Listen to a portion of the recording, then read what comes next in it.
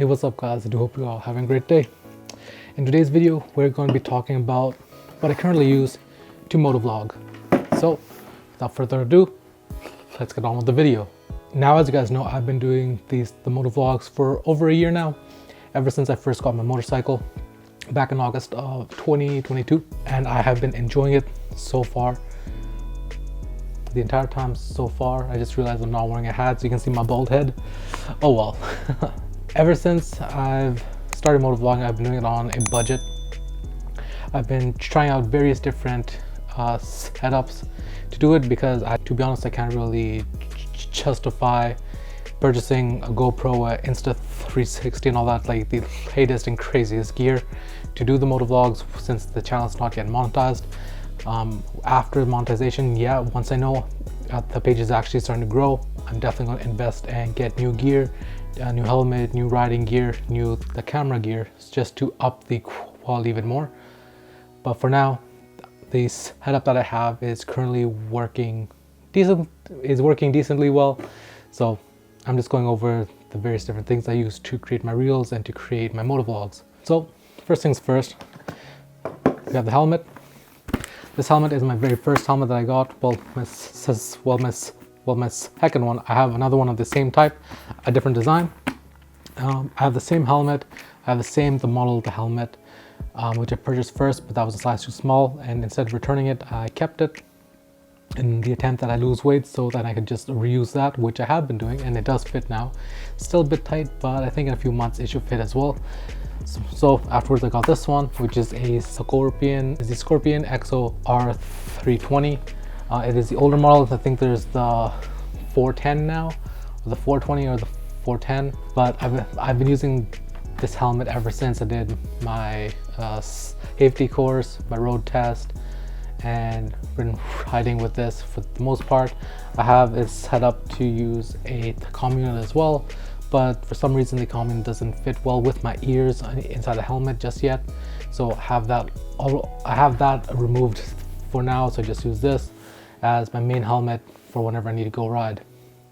I swapped out the clear visor for the tinted one and added a pin lock inside as well, just to help with the fog, because I do wear these eyeglasses all the time. I need to. So that's the helmet that I use for the motovlogs. For the action camera, most people go with the GoPro or the Insta360. I'm on a budget, so I picked up this action cam way back to use on my car to do the POV videos driving my Mustang when I had it. I bought it, I used it once or twice and that's it, but it was been laying in my camera bag for like 2 years before I actually started using it for motovlogging. This is the Akaso Brave 4 4K. I think at the time when I purchased it, it was about $150. I think right now it goes for about 120.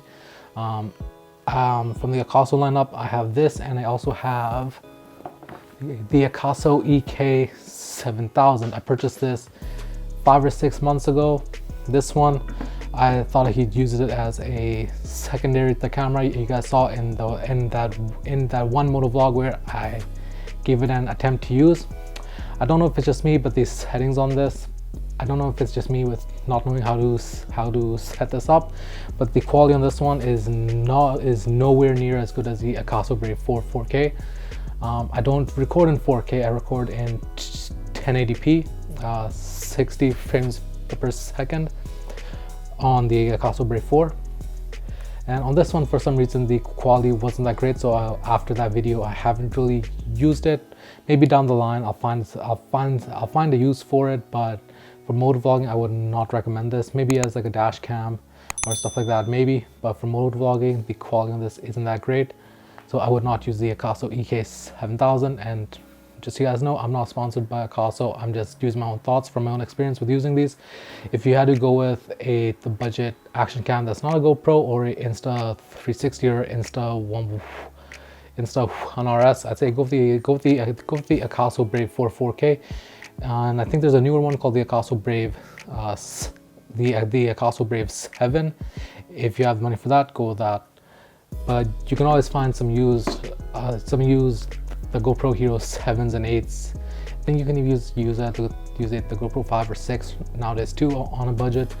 And this is just what I had at the time I had already had it, so I didn't really need to purchase a new one. So I just kept on rolling with this, and it's been doing fine so far. I've been using this for my IG reels. I've been using this for my motovlogs. I have a adapter which I use on a mount on my handlebar on the bike, so I just have it vertical facing towards me, and that's what's been recording the IG reels. And for the motovlog, I have this mount with this adapter, just to hook it on there, and it's good to go. If you guys see, I don't know if you guys can see from this far away from the camera, I have a piece of the paper in here. That's because the housing in this has like a small gap, which causes the camera to shake a bit. So in order to fix that, I just put in a piece of the paper, folded it 2 to 3 times, and put it in there, so now the camera won't move. And this is what I've been using so far, and I'm going to be continuing to use until we hit 1K.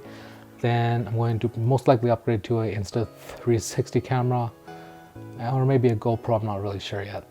But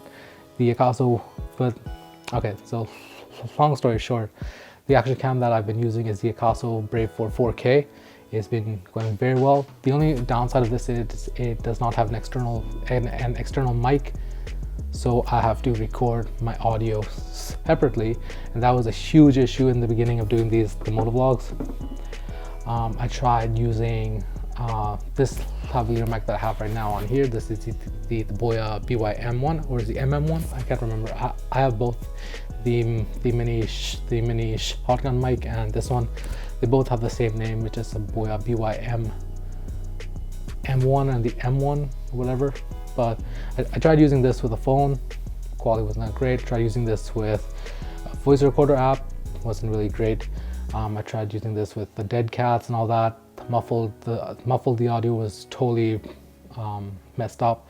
I tried using a cheap voice recorder I picked up on Amazon. That thing was terrible. I have it, but I don't think I will ever use it again. So I tried that. I also did try there was this one guy on YouTube I saw where he used a set of Apple earbuds, and you can get them in the lightning adapter and the 3.5 millimeter one as well. And he used those, but you could use any wired headphones if you have a lightning cable. Find a set that has that. If you have a set that has a USB-C port for the newer phones, you use those. I tried using those as well. That thing worked for a while, but it was too bulky. It's basically where you have the part with the mic. You use the mic from the earbud. You just cut it right past that, so you don't have those earbuds on there, but you still use the mic. Use some foam or like a extra spare head cap that you have from an extra mic. Cut that up and basically make your own mic from that. That worked for a bit, but it was too bulky, so I stopped using that, and I finally ended up coughing up the money for a Purple Panda mic. I've been using this. I have the adapter for it as well. It's been very good to me ever since I've had this. The motovlogs and basically ever since I've had this, the audio has been really well. And if you guys are on a budget, spend most of it on the audio video, yeah, but you need good video quality too. But for the most part, you need really good audio, because if there is no good audio to hear, most people will click away from your videos. If the quality of the video isn't that great, they may still stick around if the audio is good. That's what I've seen and from what I've heard, and I would say that is true. If you have to allocate the money to one thing or the other, allocate more of it towards the audio. So I had the Purple Panda mic. I tried using it with a phone. It worked for a while, but that didn't really work well with me, because I still needed my phone. So whenever I need to use it, I'll have to stop the audio and everything, and then restart it, which was a mess.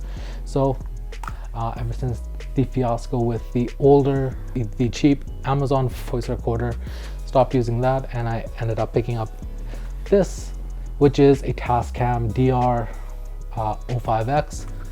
The settings on this, I don't think I can remember them. I can remember them off of the top of my head. I think I have a video before where I have tested this out. Who knows, I may have already recorded a video just like this, but this is an update for November 2023 on what I'm currently using. In a couple of months it will probably change.